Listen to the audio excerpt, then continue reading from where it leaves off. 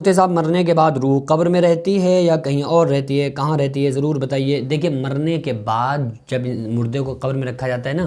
تو جیسے ہی کچھ لوگ اس کی قبر کے پاس سے دور ہٹتے ہیں تو حدیث پاک میں آتا ہے اس روح کو اس کے جسم میں واپس لوٹا دیا جاتا ہے۔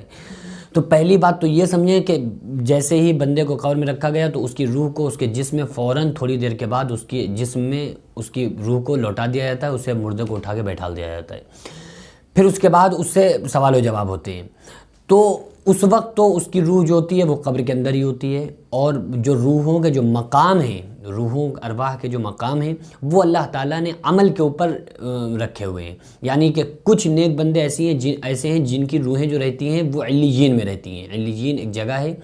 جس میں نیک بندوں کا نام اعمال دفتر اور کتاب مرقوم، وما ادراک ما علیون کتاب مرقوم، تو اس میں نیک بندوں کے عمل بھی پہنچتے ہیں، اور یہ بھی آتا ہے تفسیر میں کہ ان نیک بندوں کی روحیں رہتی ہیں۔ اور جو برے بندے ہوتے ہیں ان کی جو روحیں ہوتی ہیں وہ سجین میں رہتی ہیں،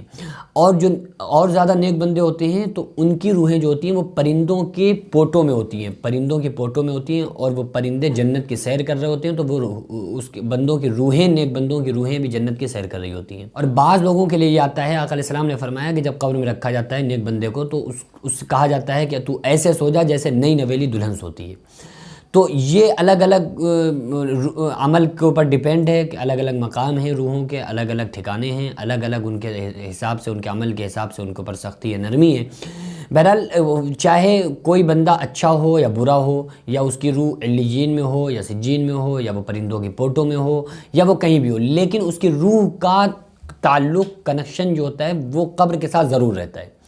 ایسا نہیں ہے کہ وہ مطلب اگر پرندوں کی پوٹوں میں روح رکھ دی گئی یا پھر وہ علیین میں چلی گئی یا سجین میں چلی گئی تو اس کا کنیکشن قبر سے ختم ہو گیا، ایسا نہیں ہے، بلکہ اس انسان کا کنیکشن اس کے جسم کے ساتھ، اس کی باڈی کے ساتھ ضرور رہتا ہے۔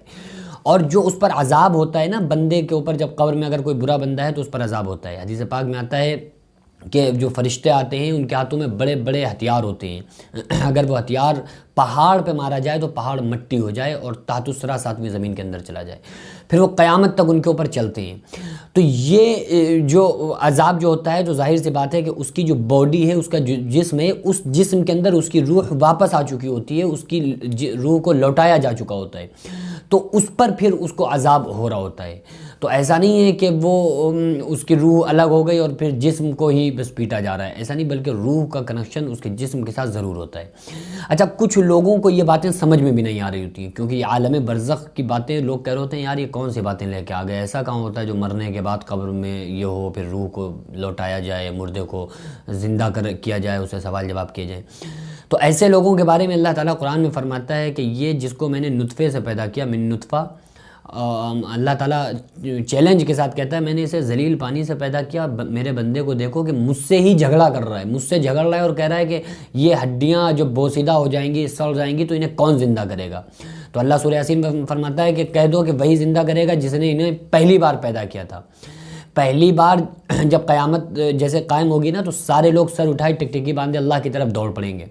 تو اللہ فرمائے گا پہلی بار بھی تو میں نے تمہیں پیدا کیا تھا، تو دوبارہ اٹھنے کو سچ کیوں نہیں سمجھتے تھے؟ دیکھو دوبارہ اٹھ کے میرے پاس آئے۔ تو اللہ تعالیٰ یہ بات جتا دے گا، بتا دے گا کہ دیکھو تم سمجھتے تھے کہ ہمیں پیدا نہیں کیا جائے گا، زندہ نہیں کیا جائے گا، دیکھو دوبارہ آئے کہ نہیں آئے۔ اچھا، یہ لوگوں کے عقل میں اس لیے نہیں آ رہا ہوتا ہے کہ یار کیسے ہو سکتا ہے، ایک جب انسان مر گیا تو کیسے زندہ ہو سکتا ہے؟ وہ یہ نہیں سوچ رہا ہوتا ہے کہ انسان کچھ بھی نہیں تھا، ماں کے پیٹ میں بچہ کیا ہوتا ہے؟ بھائی اللہ تعالیٰ نے فرمایا کہ میں نے ایک ذلیل نطفے، میں نے ذلیل گندے پانی سے پیدا کیا انسان کو، تو وہ اللہ تعالیٰ نے ماں کے پیٹ کے اندر جب کچھ بھی نہ تھا تو بندے کو پیدا کر دیا، انسان کو پیدا کر دیا۔ تو اللہ فرما رہا ہے کہ ہمارے لیے نئے سرے سے پیدا کرنا یہ مشکل ہے یا زندہ کرنا مشکل ہے؟ اللہ کے لیے تو کچھ بھی مشکل نہیں نا۔ تو یہ لوگوں کی سوچ ہے اور یہ کہتے ہیں ایسا کچھ نہیں ہے۔ تو پریشان ہونے والی بات نہیں، جب جائیں گے نا قبر کے اندر تو جب